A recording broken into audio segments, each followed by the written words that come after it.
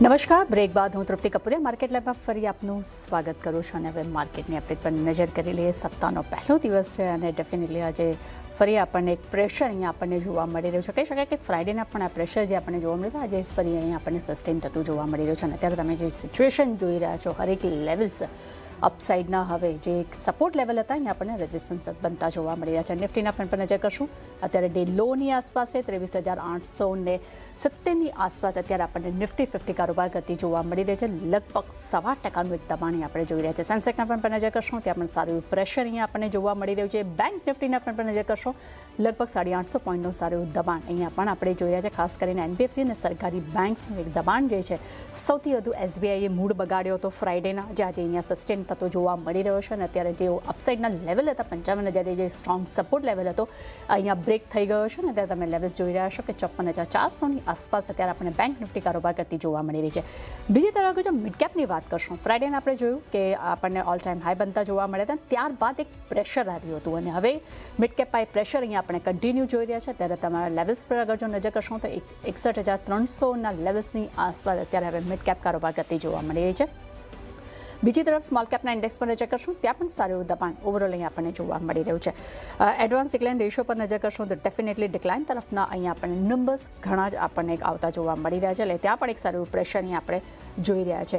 બીજી તરફ તમે જોઈ રહ્યા છો કે 2289 જેવા કાઉન્ટર્સ છે જ્યાં વેચવાલી સાથે કારોબાર થતો જોવા મળી રહ્યો છે. 121 જેવા કાઉન્ટર્સ છે જ્યાં આપણને ખરીદારી સાથે કારોબાર થતો જોવા મળી રહ્યો છે.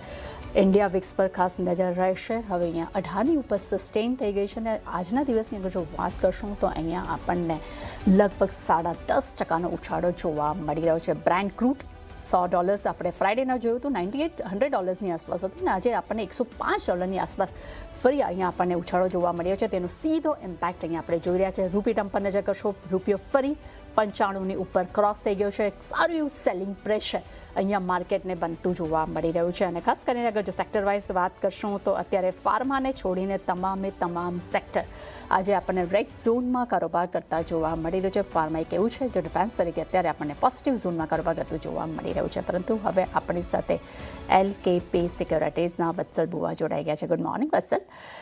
માર્કેટની સિચ્યુએશન જ્યાં એક તરફ રાહત લાગતી હતી લાસ્ટ સપ્તાહ મેની શરૂઆત થોડીક આપણને લાગી કે બસ હવે થોડીક એક સપોર્ટ લેવલ સાથે માર્કેટ હવે એક પોઝિટિવ ઝોન તરફ આવશે. ક્યાંક ને ક્યાંક એક સપોર્ટ લેવલ બધી જગ્યાએ જોવા મળતા હતા, પરંતુ હવે આખી સિચ્યુએશન ફરી નેગેટિવ ઝોન પર આવી ગઈ છે. અને બીજી તરફ અગર સૌથી વધુ ઇમ્પેક્ટ જે જોવા મળ્યો છે જ્વેલરી સેગમેન્ટમાં પણ એ પણ આપણે જોઈ રહ્યા છે કે વડાપ્રધાન નરેન્દ્ર મોદી સાહેબનું જે સ્ટેટમેન્ટ આવ્યું છે જાહેર સભામાં તેનો સારો એક નેગેટિવ ઇમ્પેક્ટ ક્યાંક ને ક્યાંક માર્કેટ અહીંયા નેગેટિવ સેન્ટિમેન્ટ દેખાડી રહ્યું છે, એ પણ ઇફેક્ટફુલ છે. તો આ બધા સિચ્યુએશનની વચ્ચે તમે અહીંયા માર્કેટને કેવી રીતે જોઈ રહ્યા છો? કારણ કે એફઆઈસ તરફથી સેલિંગ તો નથી રૂકી રહ્યું, એટલે ત્યાં તો પિક્ચર બહુ ક્લિયર થઈ ગયું છે કે એફઆઈસને કોઈ ઇન્ટરેસ્ટ નથી કે માર્કેટમાં બાઇંગ કરવું. તો આ જે સિચ્યુએશન બની રહી છે તેને તમે કેવી રીતે હવે લેવલ્સ વાઇઝ જોશો?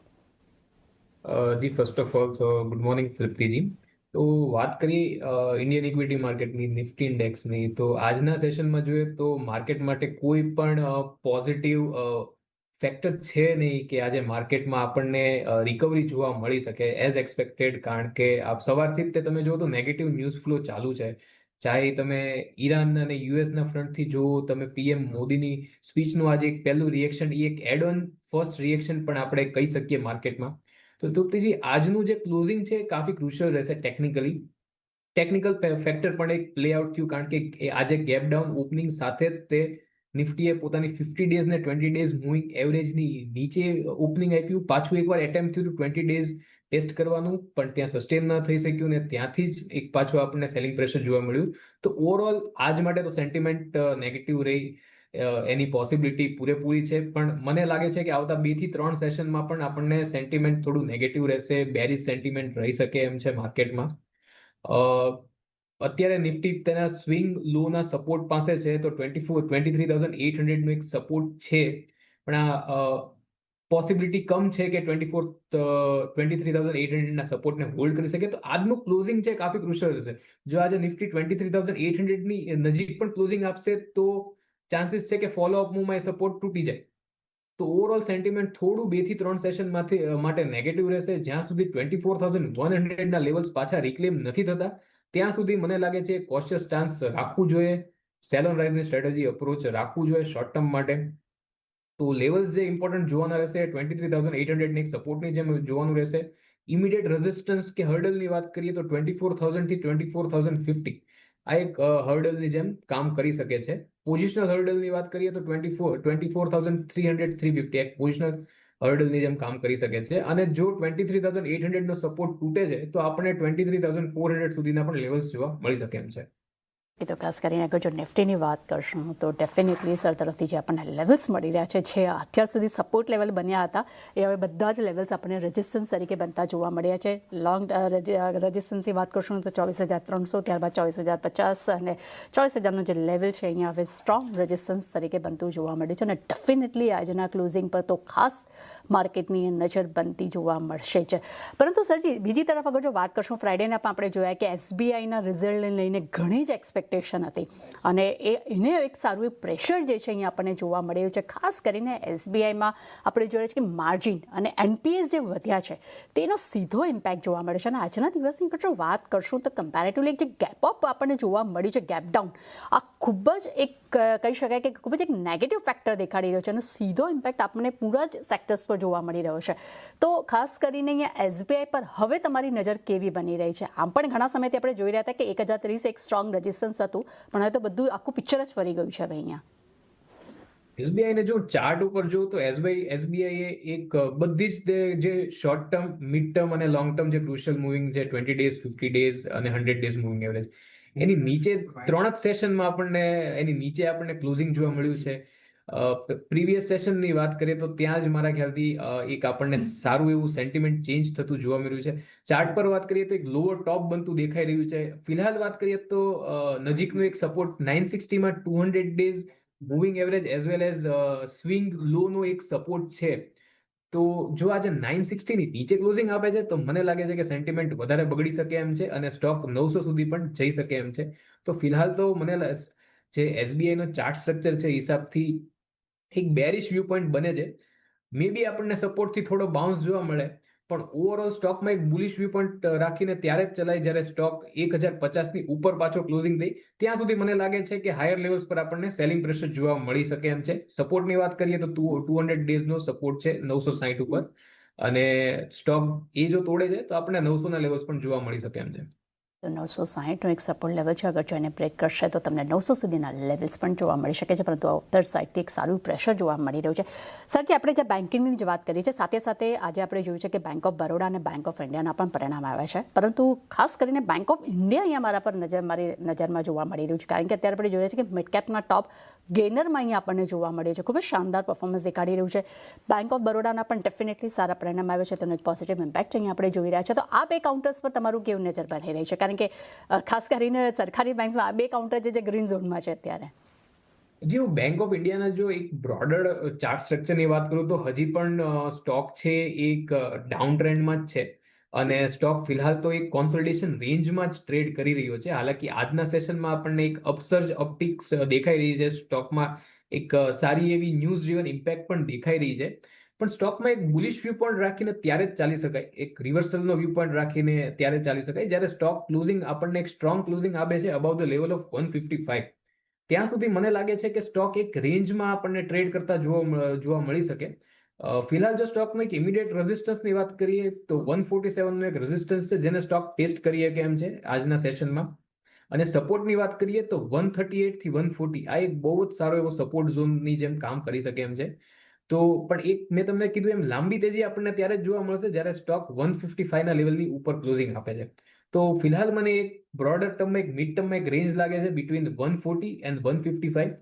જો 155ની ઉપર જો સ્ટોક ક્લોઝિંગ આપશે તો આપણને ત્યાંથી એક સારી એવી અપસાઇડ જોવા મળી શકે એમ છે. તો ફિલહાલ તો સ્ટોક પર એક ન્યુટ્રલ વ્યૂ પોઈન્ટ બને છે અને એક રેન્જમાં ટ્રેડ કરવાની સલાહ રહેશે. તો બેંક ઓફ ઇન્ડિયા માટે એક ન્યુટ્રલ અહીંયા આપણને જોવા મળી રહ્યો છે. ટ્રેન્ડ ખાસ કરીને 155ની ઉપર નીકળશે ત્યારબાદ તમને એક લાંબી તેજી જોવા મળી શકે છે. પરંતુ ખાસ નજર કરશું તો ઘણી બધી આજે મિડ કેપ અને સ્મોલ કેપની કેશ કંપનીઓના પરિણામ આવ્યા છે. શું છે વિગત જાણીએ શ્રદ્ધા પાસેથી. ગુડ મોર્નિંગ શ્રદ્ધા. જણાવશો કે કયા શેર્સમાં કેવી ઇમ્પેક્ટ છે અને શું છે પરિણામ? જી ગુડ મોર્નિંગ. તો પહેલાં બ્લુ ડાર્ટની વાત કરીએ. ક્વાર્ટર ફોરના પરિણામ આવતા જોવા મળ્યા છે. નેટ પ્રોફિટમાં 11.5%ની ડાઉનસાઇડ જોવા મળી રહી છે. 55 કરોડની સામે 49 કરોડ પર રહેતા જોવા મળ્યા છે. Net profit year on year basis પર માર્જિન્સમાં પણ 0.5% ઘટાડો છે. 15%ની સામે 14.5% પર રહેતા જોવા મળે છે યર ઓન યર બેસિસ પર. સ્ટોકમાં અત્યારે આપણને વેચવાલી જોવા મળી રહી છે. ત્યારબાદ અર્બન કંપનીની વાત કરીએ. લોસ જે છે ક્વાર્ટર ફોરમાં બુક થતો જોવા મળ્યો છે. જે 2.84 કરોડનું પ્રોફિટ હતું એની સામે આ ક્વાર્ટરમાં 161 કરોડ લોસમાં કન્વર્ટ થતું જોવા મળ્યું છે યર ઓન યર બેસિસ પર. ખૂબ મોટો લોસ છે. એબિટા જે લોસ હતો 10 કરોડનો એની સામે એબિટા લોસ 114 કરોડ પર રહેતો જોવા મળ્યો છે યર ઓન યર બેસિસ પર. અહીંયા પણ એક મોટી વેચવાલી દેખાઈ રહી છે. બજાજ હેલ્થકેરની વાત કરીએ. નેટ પ્રોફિટ જે 11 કરોડનું હતું એની સામે 23 કરોડ નેટ લોસમાં કન્વર્ટ થતું જોવા મળ્યું છે. એટલે કે પ્રોફિટમાંથી કંપની લોસમાં કન્વર્ટ થઈ છે યર ઓન યર બેસિસ પર. એબિટા 93%ની અપસાઇડ છે. 11.8 કરોડની સામે 22.7 crore year on year basis પર. માર્જિન્સ 7.5%ની સામે 14.8%. અહીંયા પણ વેચવાલી દેખાઈ રહી છે આપણને. એડવાન્સ એન્ઝમાઈ ક્વાર્ટર ફોર એમાં નેટ પ્રોફિટમાં 63%નો વધારો છે. 26 કરોડની સામે 43 crore year on year basis પર. અને માર્જિન્સ 35%ની સામે 31% રહેતા જોવા મળ્યા છે. અહીંયા એક આપણને ખરીદારી જોવા મળી રહી છે. થેન્ક યુ શ્રદ્ધા, મારી સાથે જોડાવા બદલ. તે સાથે જ લઈ નાનો કોઈ બ્રેક બાદ આ બધા જ શેર્સ પર વ્યૂ લઈશું વત્સલ બુવા પાસેથી.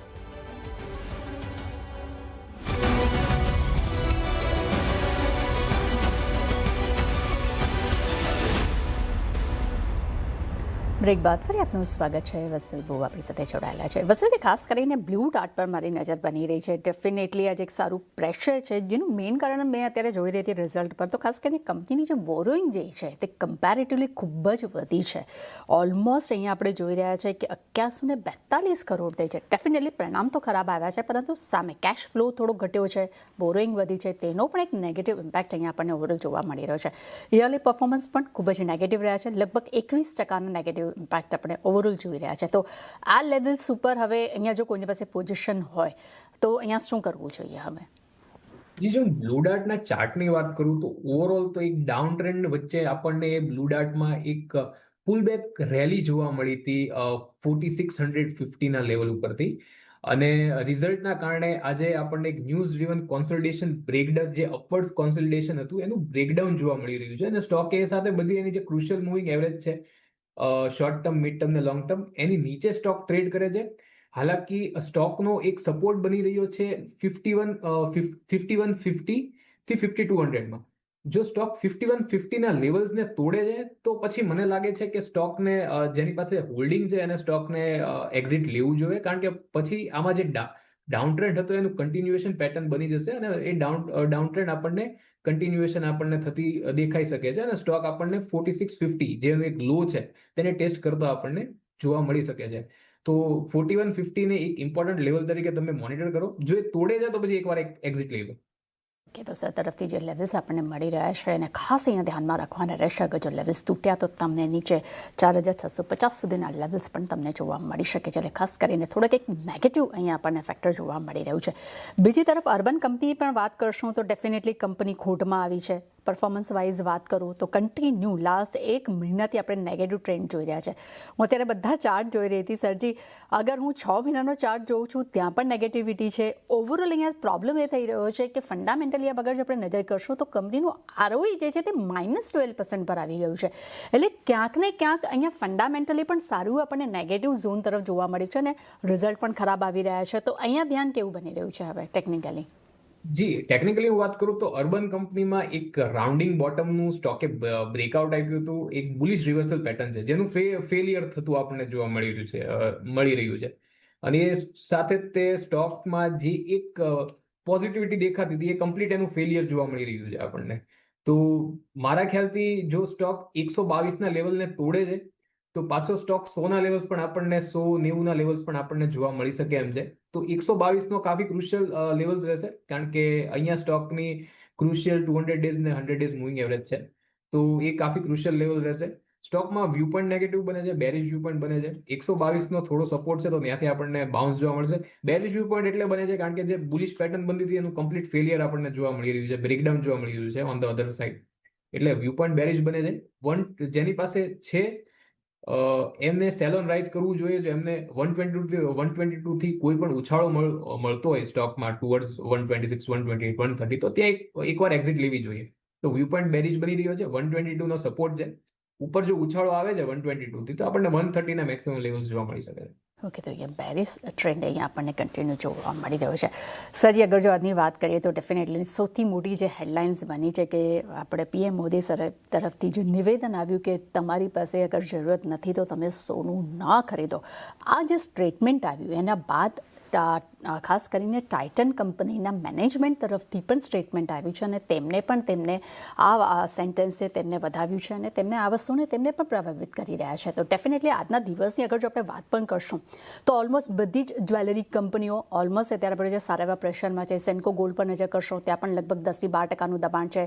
કલ્યાણ જ્વેલર્સ, ત્યાં પણ આપણને લગભગ સારું એવું દબાણ જોવા મળે છે. ઓલમોસ્ટ બધી જ કંપનીઓ, ચાહે પછી આપણે જોઈ રહ્યા છીએ કે મુથુટ ફાઇનાન્સ પર નજર કરો, ફાઇનાન્સ કંપનીઓ પર પણ એક પ્રેશર જોવા મળી રહ્યું છે. તો અહીંયા આ જે લેવલ્સ બની રહ્યા છે અને જે સિચ્યુએશન બની રહી છે ફંડામેન્ટલી, તેને તમે અહીંયા કેવી રીતે જોઈ રહ્યા છો અને કઈ કંપની તમને લાગી રહી છે જે નીચા લેવલ્સ પર અત્યારે ખરીદારી કરવાનો સારી એક તક જોવા મળી શકે અહીંયા?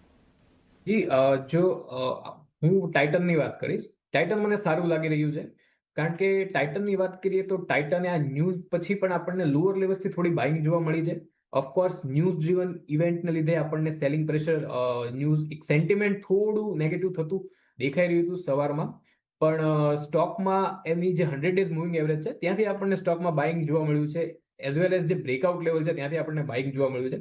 તો મારા ખ્યાલથી ટાઇટનમાં જે કોઈ સ્ટોક હોલ્ડ કરી રહ્યું છે તો એને વેચવાની ઉતાવળ ન કરવી જોઈએ, વેઇટ એન્ડ વોચ મોડમાં રહેવું જોઈએ. સ્ટોકમાં 4100 નું એક સ્ટોપ લોસ રાખી શકાય જેની પાસે ઓલરેડી હોલ્ડિંગ છે અને જેને નવું ઇન્વેસ્ટમેન્ટ પણ કરવું છે કે એક મિડ ટર્મ ટ્રેડ લેવો છે, તો એ પણ એક સારા ફેવરેબલ રિસ્ક રિવોર્ડથી કરંટ માર્કેટ પ્રાઇસથી એન્ટ્રી લઈ શકે છે. 4100 નો એમને એક સ્ટોપ લોસ રાખવો જોઈએ. ઉપર મારા ખ્યાલથી ઉપર સ્ટોક્સમાં એક જ્યારે કોન્સોલિડેશન ફેઝમાં આવશે ત્યારે મને લાગે છે પાછી એક સ્ટોકમાં એક તેજી જઈ કન્ટિન્યુ થઈ શકશે. આપણને 4400 ના લેવલ્સ પાછા પણ જોવા મળી શકે એમ છે. ખાસ કરીને 4100નું એક સ્ટ્રોંગ સપોર્ટ ટાઇટનમાં જોવા મળી રહ્યો છે. તમારે જો ખરીદારી કરવી છે તો આ લેવલ્સ પણ સારા રહેશે, ત્યાં તમે ખરીદારી કરી શકો છો. એટલે બાય એન્ડ ડિપ્સની સલાહ આપણને જોવા મળી રહી છે અને અત્યારે તમે જોઈ રહ્યા છો કે સાઈડના ફૂટેજીસ અહીંયા લાઈવ આપણને જોવા મળી રહ્યા છે કે પીએમ મોદી સાહેબ આજે સોમનાથની બીજો દિવસ છે જે તેમની રેલી આપણને જોવા મળી રહી છે. એટલે ડેફિનેટલી ત્યાં પણ હવે આવનાર સમયમાં તેમનું શું નિવેદન આવે છે તેના પર પણ આપણે ખાસ અહીંયા ફોકસ રાખીશું. પરંતુ લઈને નાનકડો બ્રેક બાદ નજર કરશું વસલજીના ટ્રેડિંગ કોલ્સ પર.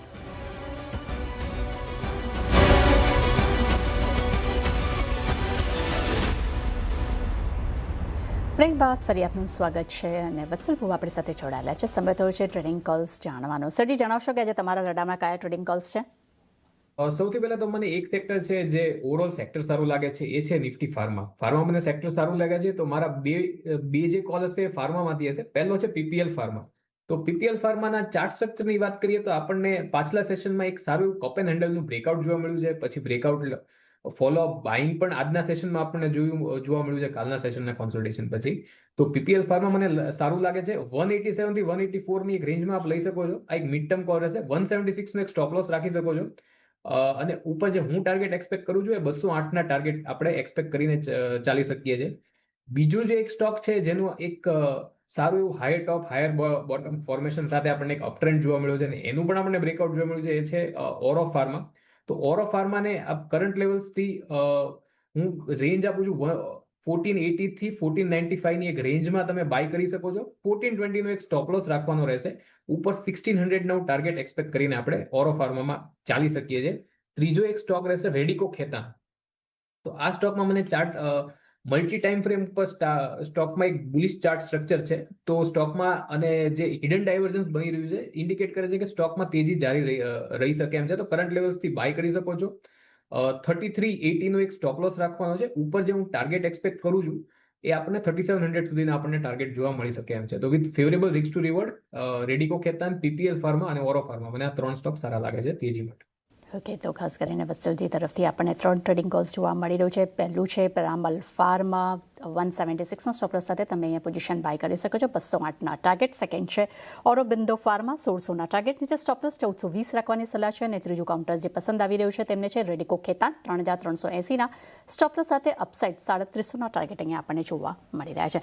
વત્સલજી, આ ખરાબ માર્કેટમાં આપણને સૌથી ફાર્મા બાદ વોડાફોન આઈડિયા પર અહીંયા નજર બની રહી છે. ત્યાં આપણે જોઈ રહ્યા છીએ કે સારું એવું પરફોર્મન્સ જોવા મળ્યું છે. ડેફિનેટલી એમાં એવું છે કે કંપની જે છે તે વોડાફોન પીએલઆઈ જે છે પીએલસી જે છે તે ખાસ કરીને બ્લુમબર્ગ તરફથી એક રિપોર્ટ આવ્યો છે કે તે પોતાની જે હિસ્સેદારી જે છે તેઓ વોડાફોન આઈડિયામાં તેઓ ટ્રાન્સફર કરવા જઈ રહી છે લગભગ 19%, જેની વેલ્યુ બની રહી છે 23,160 કરોડ. ડેફિનેટલી આ જે ટ્રાન્સફર થશે જેને કારણે કરીને કંપનીની બેલેન્સ શીટ પર અહીંયા આપણને સારું એવું એ કહી શકાય કે એક ટેકો મળતો જોવા મળી શકે છે, જેનો સીધો ઇમ્પેક્ટ અત્યારે આપણે જોઈ રહ્યા છે. અને અત્યારે આપણે જોઈ રહ્યા છીએ કે અત્યારે ડે હાઈ પર છે. અહીંયા ક્યાં કેવી રીતે નજર બની રહે છે કે સરકાર તરફથી તો રાહત તો મળી જ ગઈ છે વોડાફોન આઈડિયાને ઓલરેડી. તો જો વોડાફોન આઈડિયાના ચાર્ટ સ્ટ્રક્ચરને જોઉં તો આપણને સ્ટોકમાં એક જે રાઉન્ડિંગ બોટમ બ્રેકઆઉટ જોવા મળ્યું છે, પછી પાછું કોન્સોલિડેશનનું આજના સેશનમાં એક બ્રેકઆઉટ જોવા મળી રહ્યું છે. તો સ્ટોકમાં ઓફકોર્સ વ્યૂ પોઈન્ટ બુલિશ બની રહ્યો છે. તો સ્ટોકમાં જેમની પાસે સ્ટોક હોય તે કમ્ફર્ટેબલી સ્ટોકને હોલ્ડ કરી શકે છે. જે નિયર ટર્મ જે રીતનું મોમેન્ટમ દેખાય છે, મને લાગે છે 12 રૂપિયા અને 50 પૈસાના ટાર્ગેટ સ્ટોકમાં આપણને મળવા જોઈએ. અને નીચે 11 રૂપિયા અને 20 પૈસાનો એક સ્ટોપ લોસ રાખીને સ્ટોકને હોલ્ડ કરી શકાય એમ છે. તો વ્યૂ પોઈન્ટ પોઝિટિવ બને છે. ઇમિડિયેટ રેઝિસ્ટન્સની તમે 12 રૂપિયાને જોઈ શકો છો. 12 રૂપિયા એકવાર કુદાવશે, 12 રૂપિયાનો રેઝિસ્ટન્સ કુદાવશે, પછી મને લાગે છે 12.50ના આપણને લેવલ્સ જોવા મળી શકે એમ છે. 12.50ના લેવલ પછી આપણને જે એક સારી એવી સ્ટોકમાં એક અપટ્રેન્ડ બનતો દેખાઈ શકે એમ છે, કારણ કે આ એક બહુ સ્ટ્રોંગ રેઝિસ્ટન્સ લેવલ છે જેને સ્ટોક ટેસ્ટ કરી શકે એમ છે, જે કે કરંટ લેવલથી પણ 6 થી 7% ઉપર છે. કરીને વોડાફોન આઈડિયાની વાત કરશો તો 11 રૂપિયા અને 20 પૈસા એક સ્ટ્રોંગ સપોર્ટ હાલમાં લાગી રહ્યો છે, પરંતુ અપસાઇડ 12 રૂપિયા અને 12 રૂપિયા 50 પૈસા એક સ્ટ્રોંગ રેઝિસ્ટન્સ પણ છે. અગર જને કુદાવશે તો તમને એક સારું એક અપ મુવમેન્ટ પણ જોવા મળી શકે છે. ત્યારબાદ અગર જો નજર કરશો તો કોફોર્સ પર નજર બની રહી છે. સરજી પોઝિટિવ નંબર્સ બાદ આ કાઉન્ટરે જે પરફોર્મન્સ દેખાડ્યું છે, કન્ટિન્યુ આઉટ પરફોર્મ, લગભગ 52 વીકના હાઈ આપણને કન્ટિન્યુ અહીંયા જોવા મળી રહ્યા છે. આજના દિવસની પણ વાત કરશું તો અત્યારે આપણને સારા વોલ્યુમ સાથે અહીંયા સારી ખરીદારી આપણને ઓવરઓલ કોફોર્સના પર જોવા મળી રહી છે. તો અહીંયા તમારી નજર કેવી બની રહી છે કોફોર્સ ઉપર? જી, કોફોર્સના જો ચાર્ટ સ્ટ્રક્ચરની વાત કરું તો આપણને એક પેટર્ન બ્રેકઆઉટ જોવા મળ્યું છે. એક ટ્રાયંગલ પેટર્ન બ્રેકઆઉટ જોવા મળી રહ્યું છે સ્ટોકમાં. તો કોફોર્સમાં વ્યૂ છે પોઝિટિવ બની રહ્યું છે, પણ જે સેક્ટર છે જેને બિલોંગ કરે છે નિફ્ટી આઈટી સેક્ટરને બિલોંગ કરે છે, તો એની માટે વ્યૂ એટલો બધો પોઝિટિવ ફિલહાલ તો બની નથી રહ્યો. તો એટલે કોફોર્સમાં એક કોશિયસ સ્ટાન્સ રાખવું જોઈએ. હાલાકી સ્ટોક માટે ઇન્ડિવિજ્યુઅલ જે ચાર્ટ સ્ટ્રક્ચર બની રહ્યું છે પોઝિટિવિટી તરફ દર્શાવે છે, અને સ્ટોક જે સેક્ટર છે એની અગેન્સ્ટમાં સારું પરફોર્મ કરી રહ્યું છે સ્ટોક. તો વ્યૂ પોઈન્ટ સ્ટોક માટે પોઝિટિવ બની રહ્યો છે, પણ સ્ટોકમાં 1320નો એક સપોર્ટ રાખીને સ્ટોકને હોલ્ડ કરી શકાય એમ છે. ફિલહાલ ઇમિડિયેટ રેઝિસ્ટન્સ છે 1425નો. 1425 જો સ્ટોક કુદાવે છે, એના ઉપર જો ક્લોઝિંગ આપે છે તો આપણને સ્ટોક 200 ડેઝ મૂવિંગ એવરેજ તરફ રિવર્ટ થતો દેખાઈ શકે છે, જે ફિલહાલ પ્લેસ છે 1585ના લેવલ પર. ખાસ કરીને જો કોઈની પાસે પોઝિશન હોય તે હોલ્ડ કરી શકે છે 1320ના સ્ટોપ લોસ સાથે. આગળ જો તમને 1425ના લેવલ્સ કુદાવશે તો તમને આવનારા સમયમાં 200 DMAનો સપોર્ટ પણ તમને જોવા મળી શકે છે. વત્સલજી, આપણે ઘણા બધા સેલ્સ વિશે ડિસ્કશન કર્યું છે. આપણા ટ્રેડિંગ કોર્સમાં જાણ્યા છે આપના તરફથી ડિસ્ક્લેમર. જી, આપણે જેટલા પણ સ્ટોક્સમાં આપણે ચર્ચા કરી છે એમાં મારી ઇન્ડિવિજ્યુઅલ પોઝિશન પણ હોઈ શકે છે, ક્લાયન્ટની પોઝિશન પણ હોઈ શકે છે, અને કંપનીની પોઝિશન પણ હોઈ શકે છે. Thank you so much sir અમારી સાથે જોડાવા બદલ. તે સાથે જ માર્કેટ લાઈવમાં બસ આટલું. મને આપશો રજા. આગળ મારા સહયોગી જણા લઈને આવી રહ્યા છે. કોમોડિટી લાઈવ જોતા રહેજો. સેમ બેસે રહેજો.